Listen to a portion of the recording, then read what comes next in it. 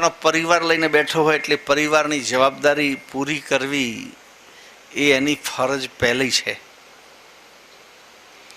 અને પરિવારની ફરજ પૂરી કરવા માટે એને કમાવવું એ અનિવાર્ય છે. 4 પુરુષાર્થમાં એક પુરુષાર્થ છે અર્થ. ધર્મ, અર્થ, કામ અને મોક્ષ. અર્થ એટલે કમાવવો. માણસ પૈસો કમાય પાપનું કામ નથી. હા, ખોટી રીતે કમાય તો પાપનું કામ ખરું. વ્યવસાય કરવો, ધંધો કરવો, ખેતી કરવી, નોકરી કરવી, કોઈ પણ પ્રકારની પ્રવૃત્તિ કરવી અર્થ ઉપાર્જન માટે એ માણસનું કર્તવ્ય છે, એની ફરજ છે. પરિવારનું પાલન પોષણ કરવું, યોગ્ય રીતે પાલન પોષણ કરવું એ પણ એનું કર્તવ્ય છે.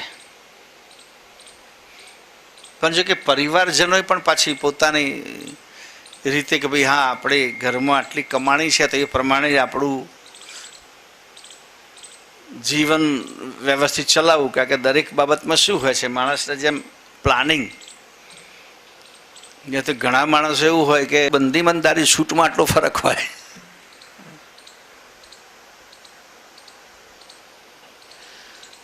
તો વધારાની સંપત્તિ મનોરંજન માટે નહીં, પણ એનું આયોજન કંઈક સેવાર્થે થવું જોઈએ.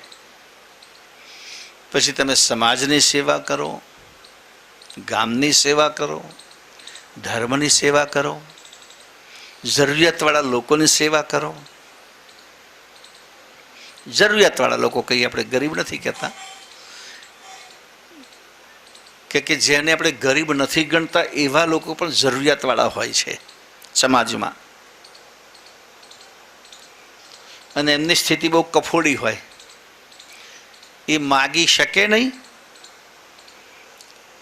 માગવા જઈ શકે નહીં, કોઈની પાસે માગે નહીં, અને દાન લેવાની યાદીમાં એમનું નામ ના હોય, એ સમાવેશ ના થતો હોય. એવા લોકો પણ જરૂરતમંદ હોય છે.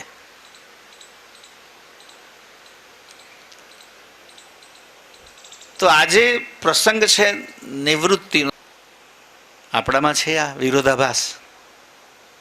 સર્જનહાર એક એવું તત્વ છે અથવા એવું છે કે જેમાં કોઈ પણ પ્રકારનો રાગ, દ્વેષ, હર્ષ, શોક, ધર્મ, અધર્મ, પાપ, પુણ્ય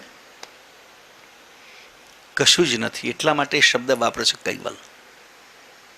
તો આ જીવાત્માનો મોક્ષ ક્યારે થાય? ત્યારે કૈવલમય બને ત્યારે. આ બધા જ બંધન એના છૂટી જાય, આ બધી જ વૃત્તિ નાશ પામે,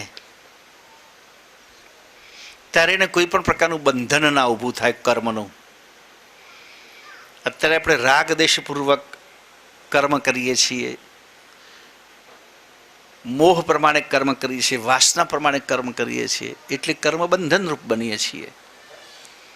પણ આ બધાથી માણસ નિવૃત્ત થાય એટલે બંધનમાંથી મુક્ત થાય. એટલા માટે પેલા બ્રહ્મજ્ઞાની પુરુષો બોલતા હતા, અહમ બ્રહ્માસ્મિ, અહમ બ્રહ્માસ્મિ, અહમ બ્રહ્માસ્મિ.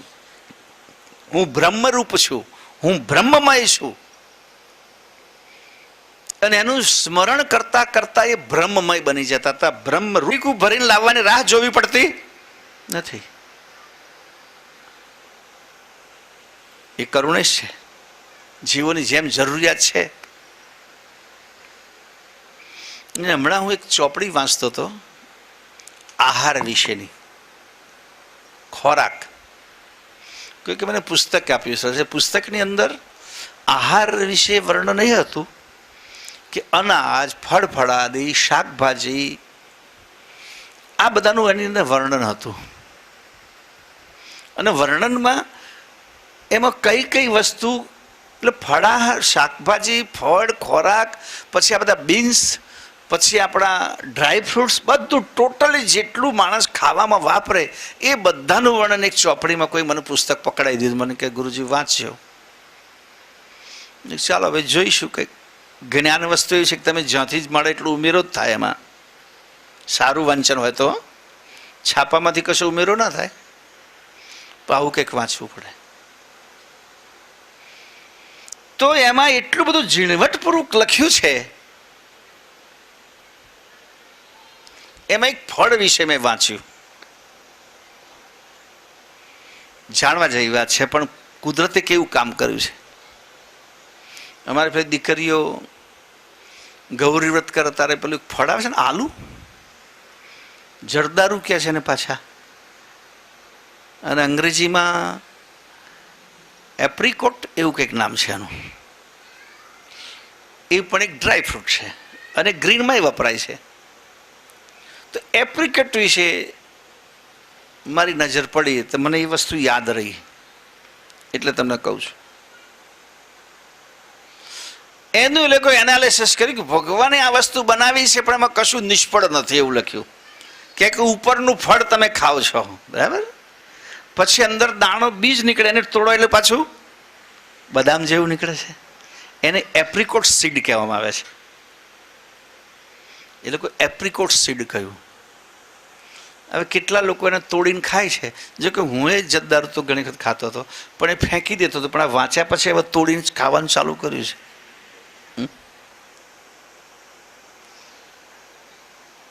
આ સર્જનરે કેટલી સગવડ કરી છે. કરુણેશ કેમ એની વાત કરું છું.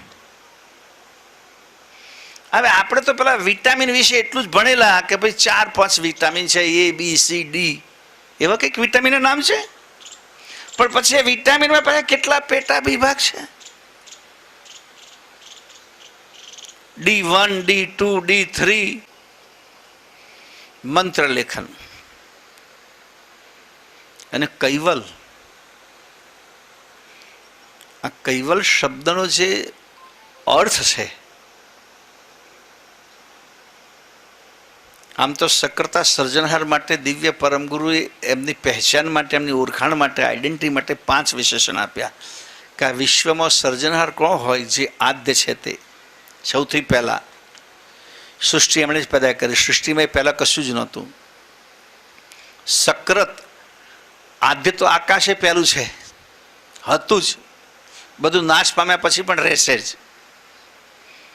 પણ આકાશમાં બધું પેદા થાય, આકાશ પેદા નથી કરતું કશું, એટલે સક્રત નથી. સર્જનહાર તો કર્ત કરવાની ક્ષમતા વાળા છે, કર્ત કરવા વાળા છે, માટે સક્રત. બીજી વાત કરી ગુરુ મહારાજે કે સ્વરાજ છે, સારી સૃષ્ટિનું સંચાલન કરે છે, સર્જન પણ કરે છે અને એનું નિયમન પણ કરે છે. ત્રીજું સર્જનહાર કરુણેશ છે. જીવ માત્ર માટે આ સૃષ્ટિમાં ભરપૂર ભોગ બનાવી દીધા. જુઓ, આપણે જીવનમાં જરૂર પડે તો કે ટાઈમે ખાવાની જરૂર પડે, તરસ લાગે એટલે પાણી પીવાની જરૂર પડે. પણ તો તરસ લાગે ત્યારે, મને તરસ લાગી આપણને અડધો કલાક મોડા પાણી પીએ તો કોઈ વાંધો ના આવે, કલાકે જતો રહે કદાચ. ઊભા થઈને કે મને લઈ આપીએ. જમવાનો ટાઈમ થયો પણ કલાક 2 કલાક મોડા વહેલા થાય તોય વાંધો ના આવે, એટલે એની વ્યવસ્થા એ કરી. પણ શ્વાસ લેવાનો તો કદાચ અડધો કલાક મોડું થાય તો બીજા બધાને કહેવું પડે તમે મોડા પડ્યા, એ તો ગયા.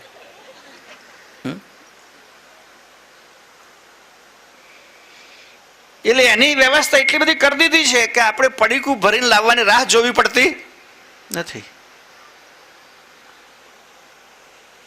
એ કરુણેશ છે, જીવોની જેમ જરૂરિયાત છે. હમણાં હું એક ચોપડી વાંચતો